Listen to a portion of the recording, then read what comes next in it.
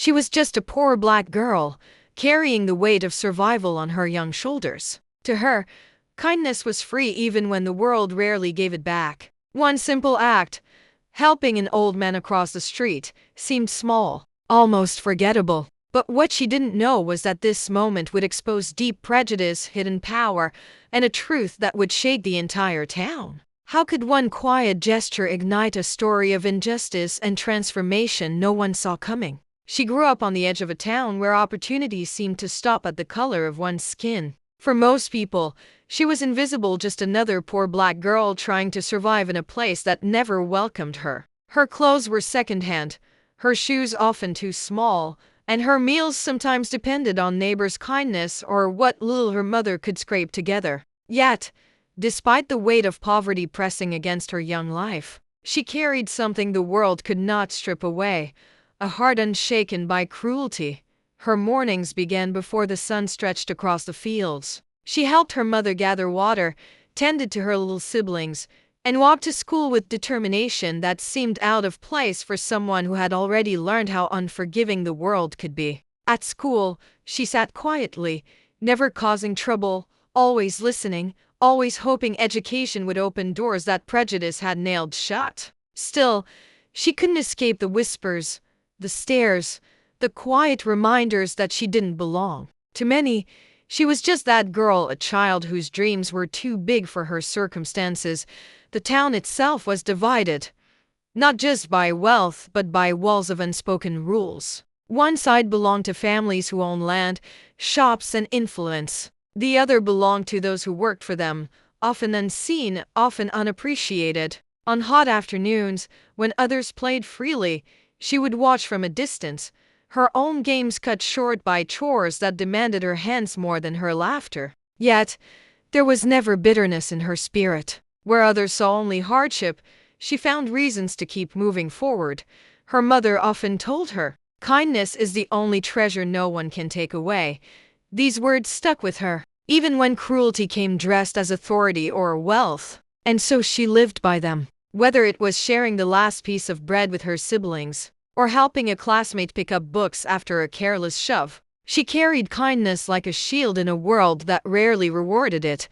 But beneath her quiet strength, cracks of tension stretched through the community. Land disputes, old grudges, and unspoken prejudices simmered beneath polite greetings and forced smiles. The wealthier families lived as though the soil beneath their boots was theirs alone, forgetting the hands that had tilled it for generations. It was no secret opportunity was not equally given, and voices like hers were rarely heard. Still, she kept walking, one day after another, unaware that her life was building toward a moment that would change everything. It would not come in the form of a classroom triumph, or a sudden miracle lifting her family out of poverty. It would come in the simplest way, an act so ordinary it almost seemed forgettable.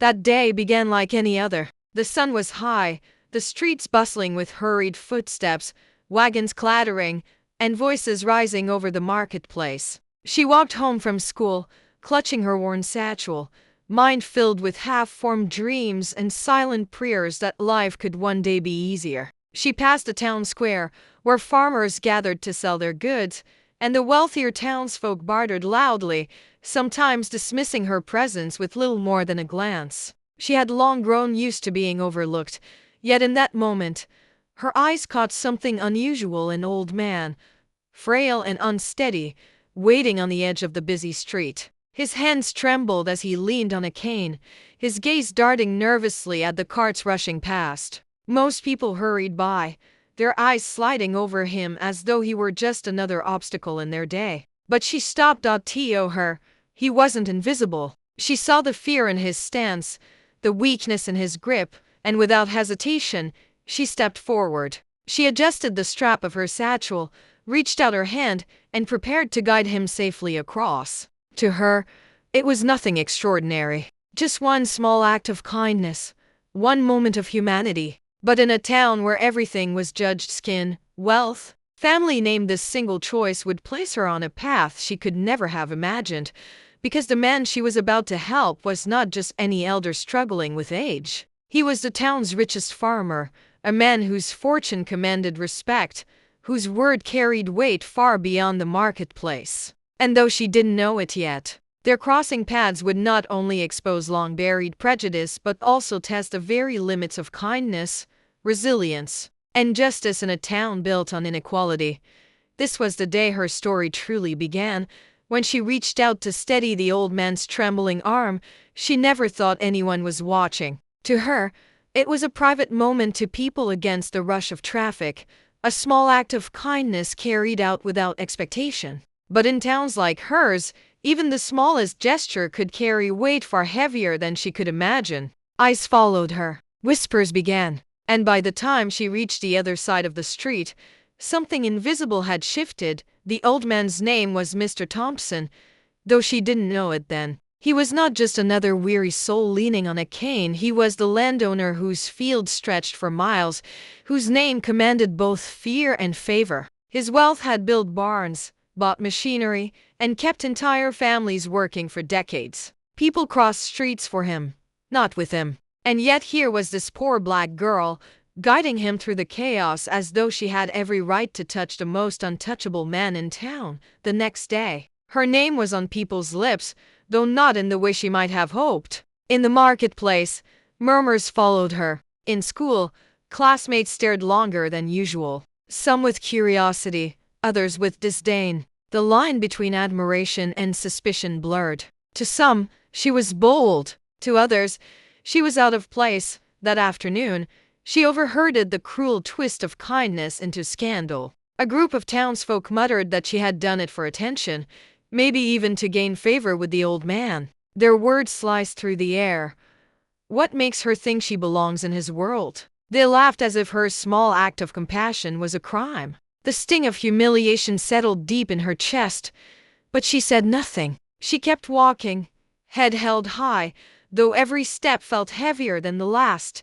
Days turned into weeks, and the whispers only grew louder. Mr. Thompson, it seemed, had taken notice of her. Rumors spread that he had asked about her family, that he wanted to know more about the girl who had treated him with dignity when others had turned away. Some saw this as a blessing, but in a town carved by prejudice, it quickly became fuel for resentment.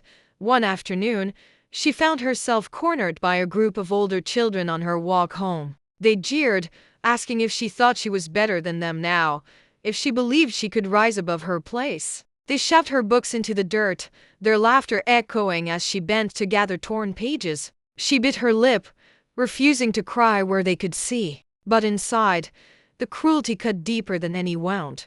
And yet, the more others tried to shame her, the more determined Mr. Thompson became to acknowledge her. One evening, his carriage stopped near her home. The sight of his horses and polished wheels outside their small shack drew neighbors to their windows. Whispers spread like wildfire. Why would the richest man in town visit the poorest girl's doorstep? Inside, her mother's hands trembled as she poured water into mismatched cups, while Mr. Thompson sat stiffly on their worn chair. He spoke kindly, thanking them for the girl's help. But kindness from him was a double-edged sword. For every word of gratitude, the weight of suspicion in the town grew heavier. Neighbors who once smiled at her family now looked away. Opportunities closed before they ever opened. By winter, the resentment had turned sharper. At church, they were seated apart, not by rule but by unspoken command. In the market, sellers raised prices for her family, claiming shortages while handing fresh goods to others. And though Mr. Thompson offered quiet gestures of support, a bag of flour left at their door, a kind word in passing, they only deepened the divide. To some, she was no longer just poor. She was a threat. The breaking point came on a stormy afternoon. Rain poured hard against the rooftops as she walked home from school, her satchel heavy with damp notebooks. Turning a corner, she froze. A group of townsfolk blocked her path, their faces shadowed by hoods and anger. They accused her of trying to climb above her station, of shaming the community by drawing attention she didn't deserve. Their words burned like fire, each insult sharper than the last. She tried to slip past, but rough hands pushed her back.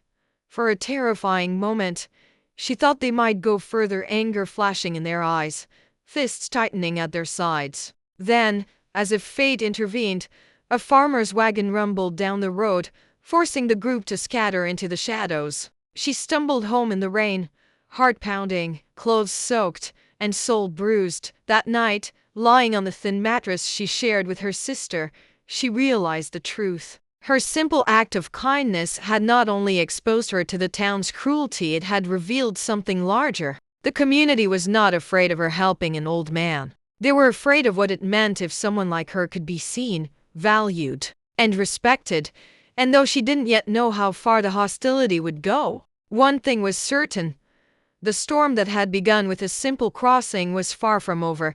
The storm finally broke one late evening, not with rain, but with rage. The girl had grown used to whispers, to cold stares in the market, to classmates who avoided her as if kindness itself were contagious. But what came next was nothing she could have prepared for. It began when Mr. Thompson, the old farmer she had once helped across the street, announced something that rattled the entire town. At the church meeting that Sunday, with his weathered voice echoing through the pews, he spoke of gratitude. He told the townsfolk that in a moment of weakness, when he was nothing more than a trembling man on the edge of a busy street, it was a poor black child unnoticed, unseen by most who had stepped forward. He called her his angel of mercy. And then, to the shock of everyone, he revealed his decision.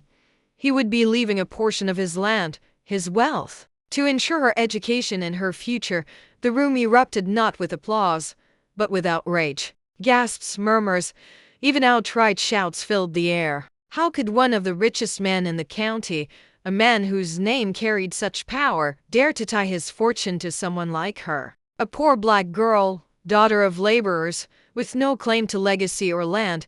That evening, the town boiled over. Rumors flew like sparks in dry grass. Some called it madness, others betrayal. By nightfall, anger had hardened into something darker.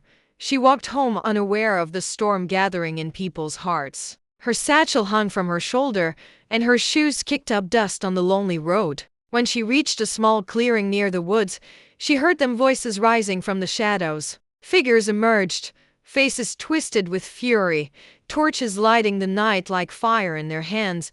Her chest tightened. She tried to step back, but the circle closed around her. "You think you're better than us?" One spat, his voice sharp with venom. "You think you can take what's ours?" They weren't just angry at Mr. Thompson's decision, they were angry at what it represented. A girl like her being lifted above the boundaries they had drawn, breaking rules they had written long before she was born. She shook her head, trembling, but no words came. Fear stole her voice as they moved closer. Her satchel was ripped from her shoulder, its contents scattered on the dirt. The worn pages of her schoolbooks fluttered in the wind like wounded birds. One of the boys from school, taller and older, sneered as he kicked her books into the mud. Another shoved her so hard she fell, her knees scraping against the gravel. She could taste blood where her lips split against her teeth. The circle tightened, their shadows dancing in the firelight. Threats hissed through the night air. Some wanted to scare her into silence, others wanted to break her spirit completely. For a terrifying moment, she thought this was where her story would end, in the dirt, under the weight of hatred too heavy for her small frame. But just when despair threatened to crush her, a voice cut through the chaos, rough, commanding, and filled with authority. "Enough." The crowd froze. Torches flickered as heads turned. There at the edge of the clearing stood Mr. Thompson himself, his cane pressed into the ground, his frail body leaning heavily, but his eyes burned with fire. Behind him, a few farmhands, men who had worked his land for years, stood firm, ready to defend. The mob wavered, anger colliding with the presence of power they dared not challenge outright. Some lowered their torches, others muttered curses, but slowly, reluctantly, they began to scatter. The girl lay trembling, knees bloodied, face streaked with tears and mud. Mr. Thompson stepped forward, lowering himself with difficulty, and extended his weathered hand to her. The same hand she had once guided across the street now reached back for her, steady and unshaken. "Stand up." His voice cracked, but carried strength. "You have nothing to bow to here." She rose, her body aching, her heart racing, but her spirit unbroken. The firelight around them dimmed as the last of the mob slipped into the shadows. What remained was silence, thick, heavy, but alive with meaning. That night became the turning point. The attack had exposed the town's darkest truth. Their fear of change, their terror of equality, their unwillingness to see her as human, worthy, and capable of more than the life they had carved out for her. And though she stood bruised and shaken, something within her had shifted too. She was no longer just a poor black girl overlooked in the market, dismissed at school, invisible in the pews. She was a symbol, whether she had asked for it or not, of defiance, of hope, of the cracks forming in the walls of prejudice. The flames of hatred had tried to consume her, but instead, they had illuminated her path, and as she walked home that night beside the old farmer, torches still smoldering in the dirt behind them, one truth became clear. The fight was no longer just hers. It had become a battle that the entire town could no longer ignore. The days after the attack were marked by silence. Not the peaceful kind, but the heavy, suffocating stillness of a community forced to face its own reflection. Doors closed when she passed. Conversations hushed when her name was spoken. And yet, for the first time, the town could not simply pretend she didn't exist. Mr. Thompson's presence at that clearing had shifted the balance. His public defense of her, his refusal to let her be swallowed by hatred, was not easily dismissed. Some whispered that he had lost his mind, that his generosity had blinded him. But others quietly, cautiously saw in his actions something they could not deny. The truth that she had done nothing wrong, that all she had given was kindness, and what she received in return was cruelty. Her body healed slowly. Scratches faded, bruises yellowed, but the deeper wounds lingered in places no one could see. Nights were the hardest, when the memory of torches and shouting voices returned like shadows on her walls. Yet, with every passing sunrise, she rose again. She walked the same road to school. She carried the same satchel, though its pages were still stained with mud. She refused to disappear. Mr. Thompson, frail though he was, did not let the moment slip into silence either. True to his word, he began setting aside land and resources for her education. He spoke of her at town gatherings, not as a girl to be pitied, but as an example of dignity in the face of hate. His voice carried weight, and though it could not erase prejudice overnight, it planted seeds of discomfort in hearts that had long gone unquestioned. Her story spread beyond the town's borders. Travelers carried whispers of the poor black girl who had helped the richest farmer, only to be nearly destroyed for it. To some, it became a story of scandal. To others, a story of hope. And to her, it became a reminder that even the smallest act could ripple outward in ways no one could foresee.